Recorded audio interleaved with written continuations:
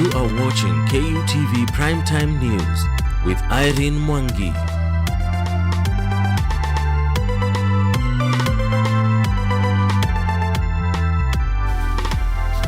Thank you for staying with us. Now, the recently concluded Kiambaa by-election has exposed the disgruntlement that is within Jubilee Party to an extent that now the party is facing wrangles within it. And now tonight we're having Mr. Eden Kigoli, who is joining us live via Zoom. Many thanks indeed, Mr. Kigoli, for joining us tonight. Thank you, Irene, for having me tonight, and to our viewers. Good evening. All right, good evening. Now, the conclusion of the Kiambaa by-election that saw Jubilee Party lose to UDA Party, that was something, it was a battle that it was touted as a battle between Jubilee and UDA, and many thought that Jubilee might clinch that particular seat given that it is their political bedrock. Now, from where you sit, looking into what unfolded in Kiambaa, can we say that Jubilee is structurally dead as it is? Well, when you look at the party as it stands, you know, it went against itself in Kiambaa, because most of the people who are in UDA are from Jubilee. So, and we've seen a lot of mismanagement in Jubilee, some members being, you know, edged out, of course, through public humiliation, and, you know, just that deliberate attempt to send people away because of, you know, political reasons or to achieve the agenda, like saying in BBI. Mm-hmm. So, and we've seen political leaders make statements that in the coming days or months, there is going to be massive walkout from Jubilee. I think I would say as an analyst that Jubilee Party is functionally dying, and it is just remaining relevant because President Kenyatta is still president. And when he leaves office, I think this party will be functionally dead. All right. Now, looking what really costed Jubilee Party in that particular by-election, because we've seen some leaders in Jubilee Party, led by Kenny Member of Parliament Kanini Kega, call for the resignation of the Secretariat, that is the Vice Chair David Murathe and the Secretary General Raphael Tuju.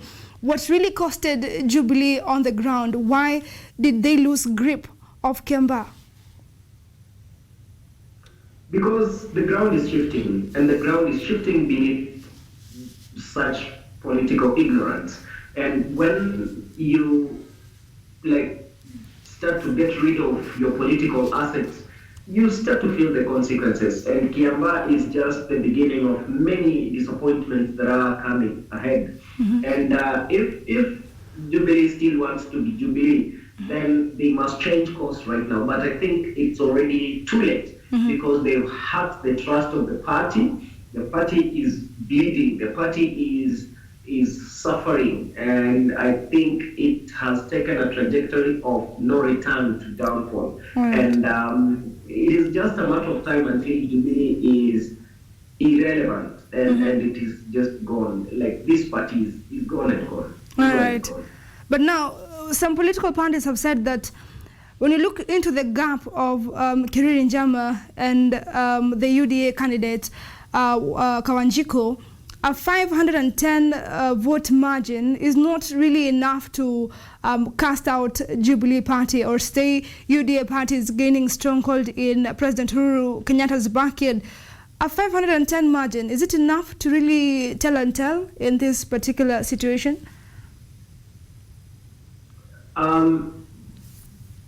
I would say yes, it's a very close margin, and UDA can make progress and double the lead, and, you know, gain more ground and traction, because, you know, when you win, that difference does not just remain 500. You know, there are those who wait, like, let's see how it will go. So if they go back to the polls right now again, you know, UDA will go back emboldened, and there are those people who will decamp to UDA because UDA is making great progress and they won. So I cannot say it's small. Yes, it is small by that time, but you know, there are a lot of things that have happened to date, and I believe that the UDA party has gained a lot of ground so far in Kiambaa, and we've had some MPs led by Kanini Kega saying they want to go to court and order, say, a recount or anything,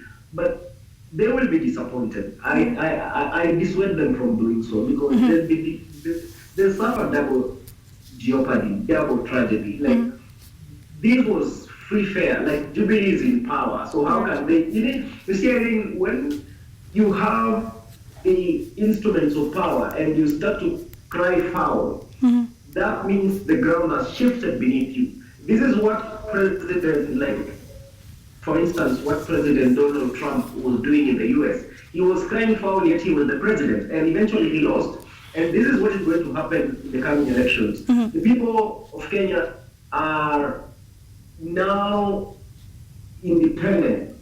They can make their own political decisions. And this is evidenced by the Kiambaa elections. We've seen, like, Kiambaa, how can UDA go and take a win in Kiambaa constituency, where it is perceived to be a Jubilee stronghold? So things are changing, and they are changing fast. So I think those with eyes are seeing, those with ears are hearing, and evidence is glaring. Like, unless one is just too ignorant to read that things are changing and Kenyans are changing the way they are electing leaders. Right now it is, can you deliver? What is your vision? What is your blueprint? Are you able to deliver on your agenda? That is what I also urge Kenyans to consider as they electing their leaders. All right. I'm not really sure whether people in Kiambaa, the voters in Kiambaa really took into consideration the political agenda of the different candidates who are vying for that particular seat. But we have heard some say that the reason why Kiambaa voters did not vote for the Jubilee candidate is because of quote-unquote Raila phobia, that this is a battle between their perception concerning ODM leader Raila Odinga, and therefore this was a lesson to President Uhuru Kenyatta concerning the issue of involving Raila Odinga into his succession politics. Do you think this might have costed the Jubilee candidate, and should Raila Odinga be scared that UDA is getting traction in the central Kenya? One way of making Ruto president is President Uhuru Kenyatta supporting Raila Odinga, because I speak with a number of my friends, many of them who come from central Kenya, and they say President Kenyatta told them that he'll be doing 10 years and William Ruto will be doing 10 years. Okay. When you look at what William Ruto has done, his contribution to Jubilee Party is indelible. Like, it is glaring. Ruto's hand cannot be wiped out of the surface of Jubilee. So that's why he commands a lot in Central. And Raila is politically dreaded in Central Kenya.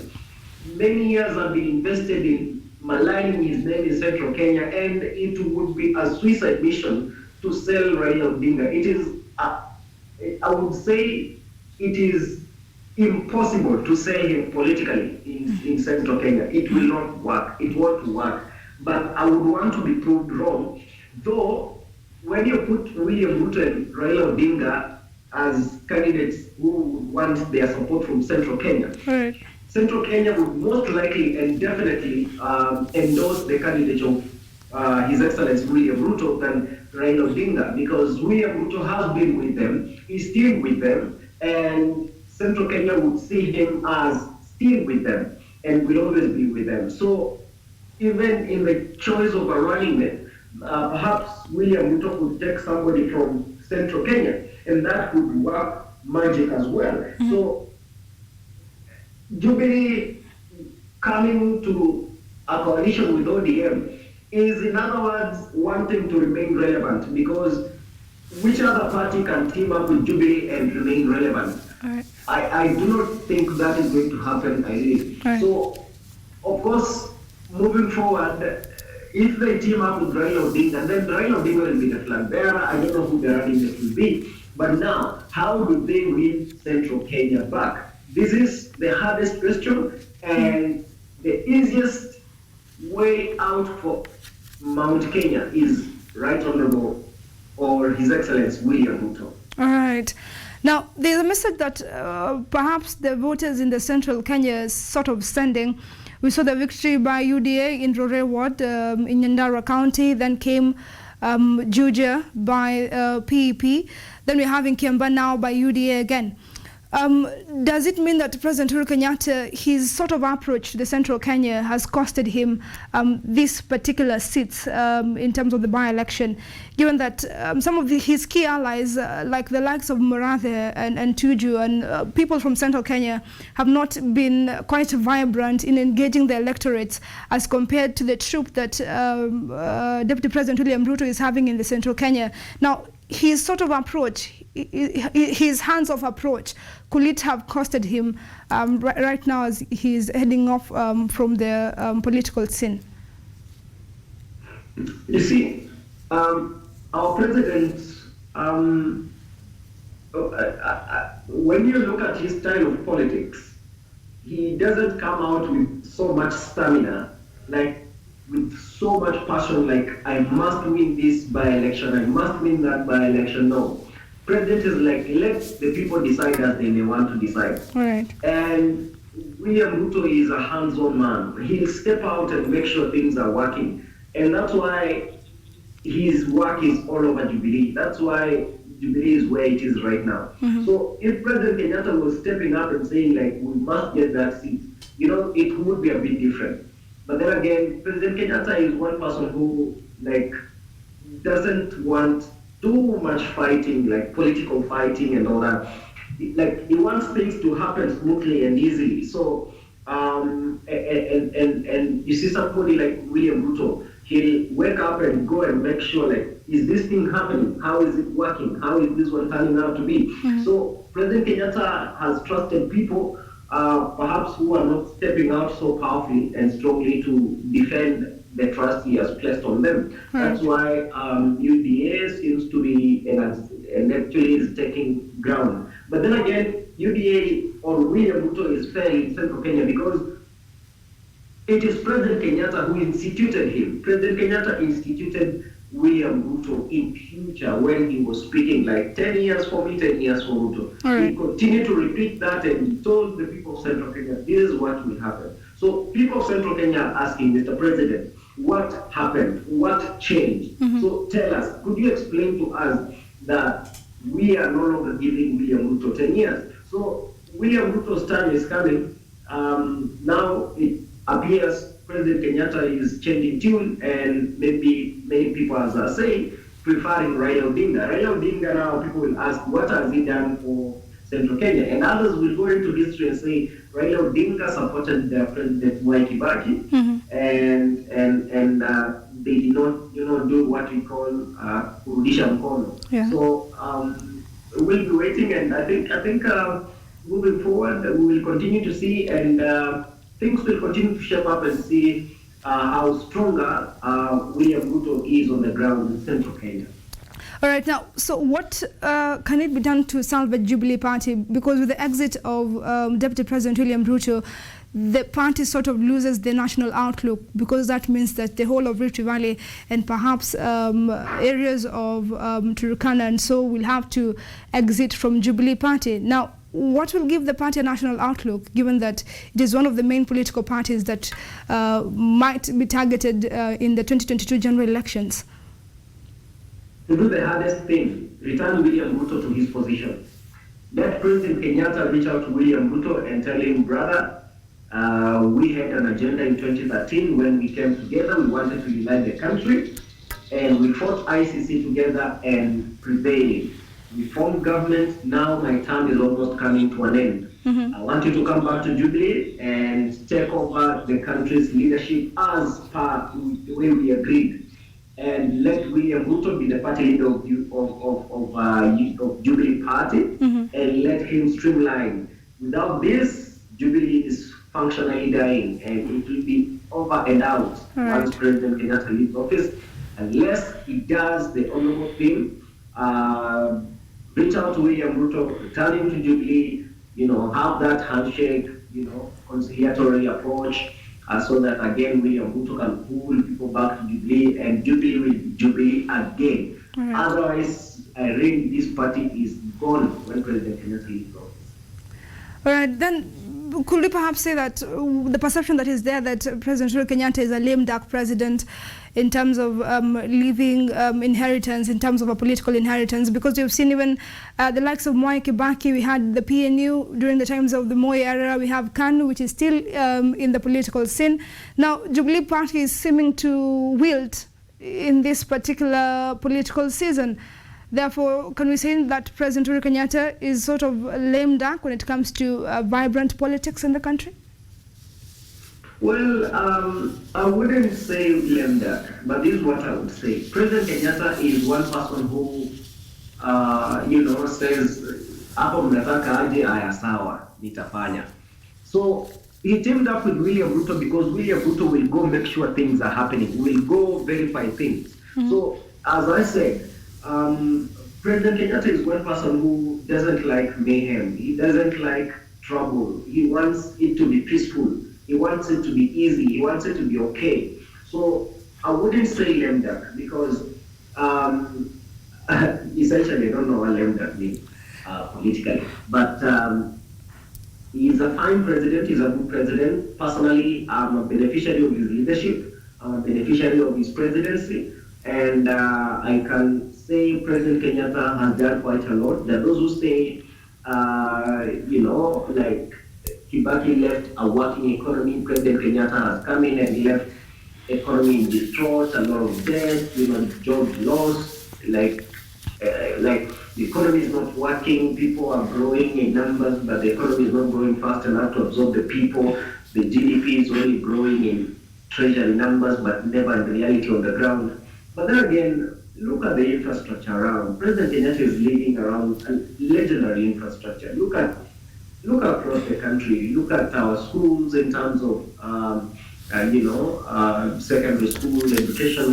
There is significant subsidizing of education. Mm-hmm. Kenya is continually being ranked among the most innovative countries in Africa. And in terms of internet connectivity through President Kenyatta's reign, there has been increased number of, internet users. And of course, there are issues to do with taxation, and I feel personally that the National Treasury is reversing serious gains that President Kenyatta has made under his administration in terms of overtaxing Kenyans, taxing left, right, center without due regard to providing space to grow. So on the question of lame duck, I do not think it is. President Kibaki was a good president as well. Mm-hmm. Indeed, he left a good economy, strong, robust. But then again, President Kenyatta's reign has been marred with a number of issues in terms of, say, questions on the Eurobonds, questions on, utilization of debt, how has it been utilized. People questioning about the feasibility and economic strength and viability of SGR, mm-hmm. But then it is here we can see it. Right. Maybe there could be a few problems here and there, but then again, we have at least it is here. And I think you will let me mention this. All right. On this issue of BBI, mm-hmm. President Kenyatta's, I think, one of the last items before he leaves office. If I were him, I would lift a number of items from this BBI proposal so that it doesn't look like this BBI is being set down the throat of Kenyans. Because you hear politicians say that we must pass BBI or push the date of next year's elections. Now you hear a cheeky attempt to push the election date by citing that IBC has not conducted its constitutionally mandated responsibility of delimiting constituency boundaries. But again, the question is this. Was IBC allocated money and they refused to do their function? The answer is no. We have had IBC chairman Wafula Chebukati coming out and saying the monies we've been allocated is only for recurrent expenditure. So where could they have gotten the money? I think and know that when they go to court and say the IBC has not done what it should have done, I think the courts will be able to advise us. Because again, we must be asked, why didn't they do? And then the IBC, of course, as a respondent, they'll come and say their case and say, we depend on capitation from central government. So if we are not capitated, then we are not capacitated. And that is now a problem of the government. They should have demonstrated like willingness to support IBC achieve its agenda. You've seen Irene, it is just now when there is clamor for BBI that there is effort harnessed around ensuring that the IBC is well staffed in terms of commissioners. The recruitment is ongoing. Why couldn't these have happened, Irene, well in advance? So you see, there is a lot of political deception and jeopardy that was meted on IBC. All so right. Let us leave it whatever the consequence is. Yes. And charge into the future and see what it holds for us. All right, thank you, Mr. Kigoli, for giving us your input concerning that and also matters, issues, BBI. Many thanks indeed. Thank you. All right, that has been Mr. Edwin Kigoli giving us his take concerning the Jubilee fallout. We are taking a short break, but once we return, we'll be giving you more details on what is happening in the country. Do stay tuned.